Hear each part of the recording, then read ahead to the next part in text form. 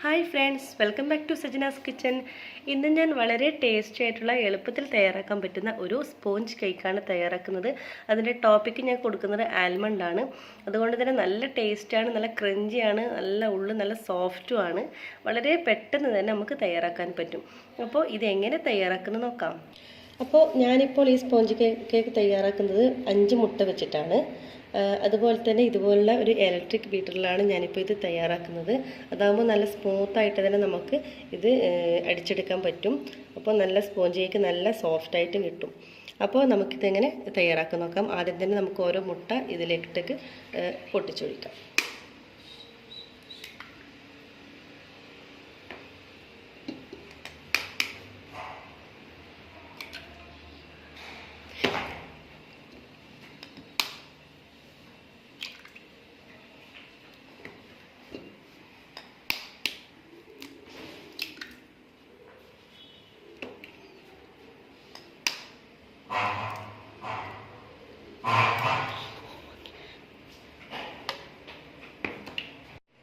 അപ്പോൾ നമ്മൾ 5 മുട്ട ഇതിലോട്ടേക്ക് പൊട്ടിച്ചൊഴിച്ചിട്ടുണ്ട്. ഒരു മുട്ടയ്ക്ക് 2 ടേബിൾ സ്പൂൺ എന്ന കണക്കിൽ നമുക്ക് 5 മുട്ടയ്ക്ക് 10 ടേബിൾ സ്പൂൺ പഞ്ചസാര ഇതിലോട്ടേക്ക് ഇട്ട് കൊടുക്കാം.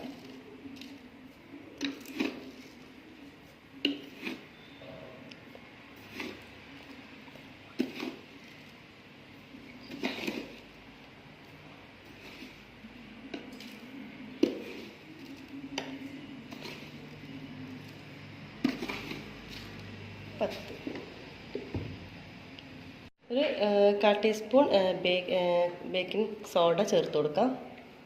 പിന്നെ ആവശ്യത്തിനുള്ള ഉപ്പ് ഇതും ചേർത്ത് കൊടുക്കാം. നന്നായിട്ട് നമുക്കിതൊന്ന് അടിച്ചെടുക്കാം.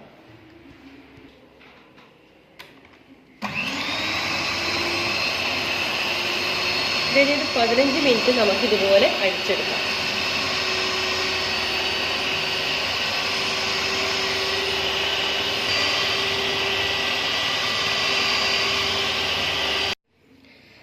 ഇനിയിപ്പോൾ നമ്മൾ ആദ്യം പഞ്ചസാര ചേർത്ത് അതേ അളവിൽ തന്നെ നമ്മൾ മൈദ ചേർത്ത് കൊടുക്കാം.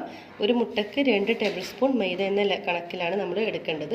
അപ്പോൾ ഇതിലോട്ടേക്ക് നമുക്ക് ആഡ് ചെയ്ത് കൊടുക്കാം.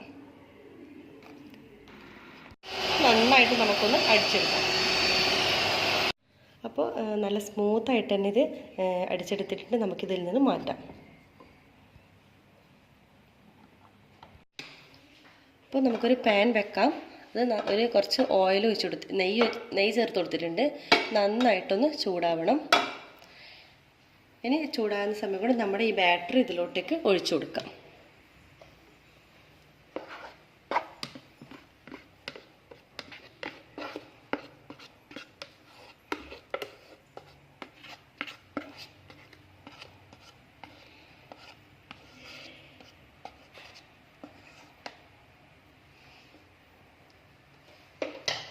ഒന്ന് ലെവൽ ചെയ്ത് കൊടുക്കാം.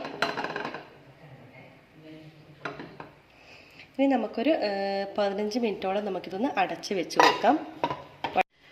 അപ്പോൾ നമുക്കിതൊന്ന് തുറന്ന് നോക്കാം. ഏകദേശം പൊങ്ങി വന്നിട്ടുണ്ട്. ഇനി നമുക്കിതിൻ്റെ മുകളിൽ കുറച്ച് ഞാനിപ്പോൾ ആൽമണ്ടാണ് ഇതിൻ്റെ മുകളിലിട്ട് കൊടുക്കുന്നത്. നിങ്ങൾക്ക് ഏതും ഇട്ട് കൊടുക്കാം.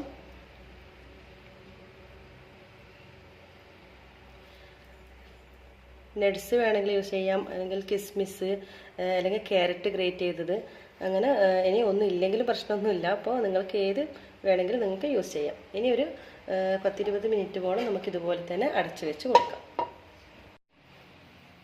അപ്പോൾ നമ്മുടെ സ്പോഞ്ച് കേക്ക് ഇവിടെ തയ്യാറായിട്ടുണ്ട്. വളരെ എളുപ്പമാണ്. നമ്മൾ ഓവനൊന്നും യൂസ് ചെയ്തിട്ടില്ല. അപ്പോൾ നിങ്ങൾ എല്ലാവരും തന്നെ ട്രൈ ചെയ്ത് നോക്കണം. ഫീഡ്ബാക്ക് അറിയിക്കുക. സബ്സ്ക്രൈബ് ചെയ്യാത്തവരുണ്ടെങ്കിൽ തീർച്ചയായും സബ്സ്ക്രൈബ് ചെയ്യാം. അപ്പോൾ എല്ലാവർക്കും താങ്ക് യു.